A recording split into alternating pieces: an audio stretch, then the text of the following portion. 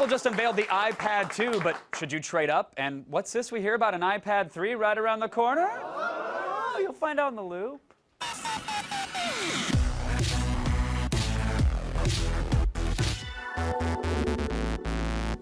Joining me from San Francisco to help us make sense of it all is staff writer for CNET News, Josh Lowenson, everybody. How you doing?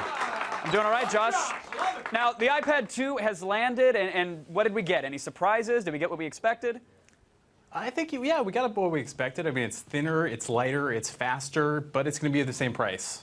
But so that, I mean, that sounds good. I mean, specs have been upgraded, same price, but none of those things had the wow factor that I think the unveiling of the first iPad did. Or am I wrong there? Am I missing something? No, I agree with you. I think the real story is what's happening on the inside. We have faster internals, so we're getting a processor that's about twice as fast, and it has a more graphical power, so you're going to be able to kind of run these 3D games a lot better than you could on the first one.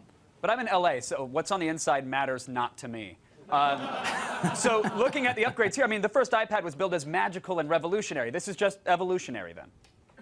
Yeah, you know, I think it's safe to say it's evolution, but, you know, in the same token, Apple doesn't really have to do that much. It has a very successful product. They sold 15 million of these things in about 9 months, which is kind of incredible, considering they didn't even expect that. That is true. 90% market share, I think, is what I read this morning, which is insane. But what Apple does best is make us excited about the benign, whether it's white earbuds or a new iTunes feature. And everybody is talking about the iPad smart cover. They're talking about the cover. So Steve Jobs pitched this as kind of like the anti-case. So everyone had the case, but it was kind of a pain to use. You had to slip it on, and it didn't work with accessories. And you kind of got stuff jammed up under it. With this, it just kind of locks on with magnets. It's like you just hold it nearby and it snaps together. Yeah, and it's beautiful design. It can prop it up for typing or prop it up for media consumption. But I think the most brilliant thing is that material-wise, and I haven't checked in with my Chinese manufacturer, but I'm imagining it's probably $1 for them to mass produce, and they're selling these covers for like 40 to 70 bucks if you want leather. Is that right? Yeah, so they have 5 colors in the polyurethane, which is, you know, like rubbery, and that's $39. And then if you want to upgrade to the leather, that's $69. I'll pay an extra $30 for the cup holders and heated seats too, because Apple, I'm such a sucker. I will line up for the cover. I hate admitting it. But another big feature that everybody's talking about is HDMI mirrored output. Correct? Yeah, this is really cool because for a while Apple was having this thing where developers would kind of have to program in the capability to kind of put stuff out through the VGA cable, and not all apps would do this. And so what they've done is they've kind of had this little plug on the bottom that goes out to HDMI, so you can hook it up to a TV or a monitor or whatever, and it mirrors everything you're doing on screen. So you can, you know, play video game apps on your TV. It's kind of crazy. Does that compete at all with the Apple TV, considering it spits out 1080p? So if you were to get potentially this new iPad and run Netflix or download movies from the iTunes Store, it now becomes like a new set-top box that competes with Google TV, Apple TV, Boxy, etc.? I think there's definitely that use for it, and I think it also kind of opens up an avenue for some of these experimental games where you're kind of using the iPhone or maybe the iPod Touch as the controller. Right. Because now you really have that kind of graphical power and something that can kind of run off on the side right out through your TV. Right. So it's a very interesting step. It will be cool to see how developers take advantage of that. But now, here's the thing. As a developer, Apple's had a big head start. Does this give them a bigger lead over other tablets like the, you know, the Zoom, which is running on Android, and all these other copycats that are coming out this year? That is what Apple called it. They called 2011 the year of the tablet copycats.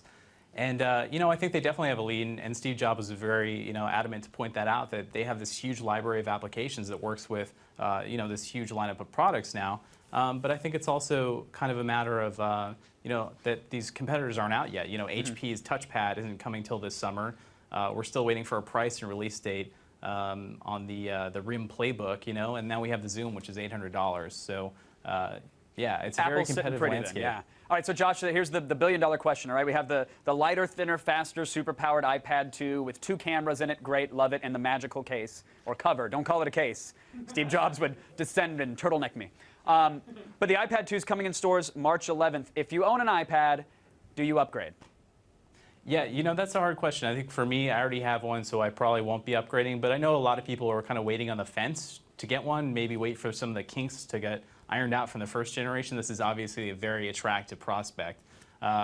I'm very interested to see what first-generation people do. I think a lot of the first-generation iPad buyers will be the people who opted in for the Wi-Fi model early on and who maybe want to go up to the 3G model now that you can get it on Verizon. Right. Well, should they, Josh? I mean, should they make that upgrade? Should they? You know, it's pretty expensive, and I think if you want one, this is obviously a great time to get one. I have a feeling, regardless, all the first-geners who say, I'm not going to upgrade, they'll all be in line tweeting angrily at 5 a.m. like they do with every other Apple release. It just happens. But thanks to Josh Lowenson from CNET for keeping us in the loop. We appreciate your time, sir.